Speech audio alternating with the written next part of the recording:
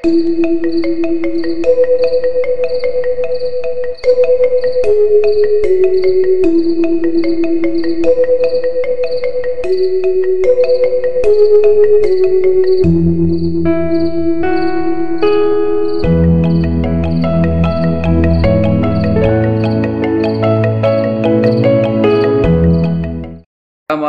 warahmatullahi wabarakatuh. Waalaikumsalam. Selamat pagi, salam sejahtera untuk semuanya para peserta mata kuliah Penelitian Bahasa dan Sastra Indonesia, Program Studi Pendidikan Bahasa dan Sastra Indonesia, Jurusan Pendidikan Bahasa dan Seni, Fakultas Keguruan dan Ilmu Pendidikan Universitas Lambung Mangkurat, Banjarmasin, Kalimantan Selatan. Hari ini kita mendapatkan berkah karena Pak Dr. Rida berkenan membagikan ilmu tentang naratologi kepada kita di kelas penelitian ini. Pak Ridho, perlu saya perkenalkan tentang kelas kami. Kelas kami sebenarnya hanya diikuti oleh 12 peserta yang sedang mengambil semester pendek atau semester antara, hanya 12 peserta. Tapi Zoom kami saya buka untuk umum dan tanpa password sehingga ada kemungkinan orang lain yang ingin sit-in secara virtual di kelas ini dan saya bolehkan. Kepada semua peserta kelas ini diwajibkan untuk menyalakan video supaya Pak Ridho bisa melihat wajah-wajah kita, supaya ada suasana intim meskipun kita berada pada ruang yang berbeda. Nah, mungkin tidak banyak yang tahu bahwa Pak Ridho ini adalah putra Banua yang sedang madam di tempat di Jakarta. Beliau kelahiran Plehari, Pulau Laut, Kalimantan Selatan. Plehari punya ya. Jadi SD, SMP, SMA beliau di Plehari. Ya, SD, SMP Plehari, kemudian S1 di UNJ, S2 menyelesaikan S2-nya di FIB Universitas Indonesia, lalu kemudian menyelesaikan doktornya di Fakultas Ilmu Budaya Universitas Indonesia, satu alumni dengan saya, S3-nya juga, tapi beda haluan. Nah, Pak Ridho hari ini akan membawakan topik yang menarik ya. Yang sering dibicarakan, sudah lama dibicarakan tentang ekstrinsik, tetapi Pak Ridho akan memberikan warna yang lain, pengetahuan tambahan buat kita semua. Mudah-mudahan pagi ini kita mendapatkan hal-hal baru yang bisa membekali kita semua yang saat ini, Pak Ridho, mahasiswa yang ikut kelas ini harus masuk ke semester skripsi dan insya Allah bekal ini baik buat mereka karena sebagai alternatif untuk menulis skripsi yang non lapangan. Jadi mungkin ini model-model analisis teks yang sangat berguna bagi mereka. Saya memberikan kesempatan kepada Pak Ridho untuk menyampaikan materi yang sudah disiapkan sekitar 45 menit ya. Setelah itu kita akan diskusi baik dengan peserta mata kuliah ini atau dengan peserta yang dari luar kelas ini.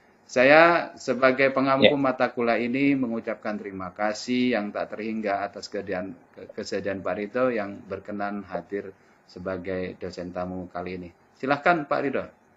Ya. Terima kasih. Assalamualaikum warahmatullahi wabarakatuh. Ya. Pertama-tama saya mengucapkan terima kasih banyak kepada Pak Sainul yang sudah mempercayakan topik ini kepada saya dan mengundang saya untuk bicara di sini. Ini satu kehormatan ya. Meskipun saya tidak bisa pulang, jadi mungkin ini caranya saya pulang ke Banjarmasin. Saya biasa dipanggil Irsad kalau di Jakarta, Pak Irsad biasanya orang-orang manggil, tapi kalau di Banjar orang manggil saya Ridho, jadi pas itu tadi Pak Sainul udah. Ya terserah lah ya Bapak rekan-rekan mahasiswa nanti mau panggil apa, ya, Irsad atau Pak Ridho. Baik, saya kira saya langsung saja ya Pak Sainul dan rekan-rekan mahasiswa untuk menjelaskan apa sih sebenarnya naratologi ini dan bagaimana kita gunakan untuk penelitian ya. Pada dasarnya naratologi ini sebenarnya bukan barang baru ya. Kita sudah mengenalnya meskipun tidak dengan namanya gitu. Ketika kita di SMA atau mungkin ketika sudah kuliah gitu di sastra,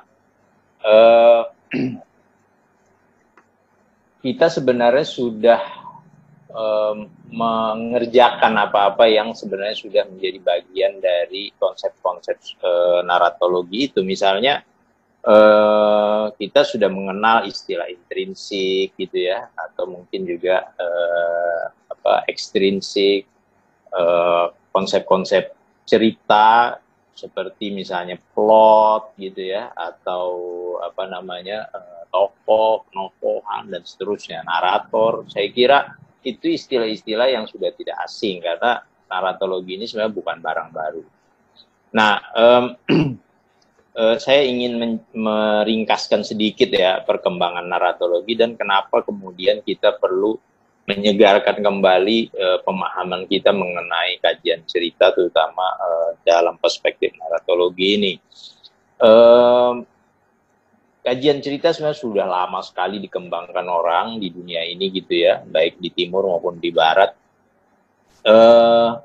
Tetapi ada satu perkembangan yang unik yang kemudian membuat kajian cerita itu menjadi lebih ilmiah gitu. Nah, tadinya kan kajian cerita itu tuh bisa diteliti oleh siapa saja gitu, di bidang ilmu apapun gitu ya, tapi kemudian ada satu gerakan di tahun 20-an, kemudian diperkembangkan juga di tahun 60-an, yaitu yang melihat kajian cerita sebagai sebuah bisa didekati dengan cara yang lebih ilmiah dan sistematis gitu. Nah, pendekatan ilmiahnya itu kemudian kita kenal sekarang sebagai strukturalisme. Jadi ini sudah dikembangkan tahun 20-an oleh Vladimir Propp, kemudian oleh kalau di buku teks ya, itu dikembangkan kemudian tahun 60-an oleh para ahli sastra dari Prancis gitu. Yang kemudian di tahun 80-an dan 70-an saya kira mempengaruhi pendekatan ilmiah dalam kajian sastra maupun cerita di Indonesia. Kita mengenal apa yang disebut sebagai aliran Rawamangun dulu ya, tahun itu lama sekali, tahun 70-an. Tahun 60-an akhir ada perdebatan itu di Jakarta. Saya kira di daerah-daerah juga mengetahui soal ini ya. Dan sejak itulah istilah intrinsik, ekstrinsik kemudian berkembang. Nah, tahun 80-an ada satu ilmuwan penting sebenarnya yang mengembangkan ini, strukturalisme dan naratologi ini, yaitu Pak Umar Yunus, Profesor Umar Yunus, sudah almarhum. Beliau memang tidak terlalu dikenal di Indonesia karena beliau orang Sumatera, orang Indonesia, tapi kemudian mengajar lama di Malaysia ya. Nah, buku-buku beliau ditulis di sana dan dalam bahasa Malaysia, dan saya kira hanya beberapa yang kemudian ditulis dalam bahasa Indonesia. Nah, Melayu Indonesia ya.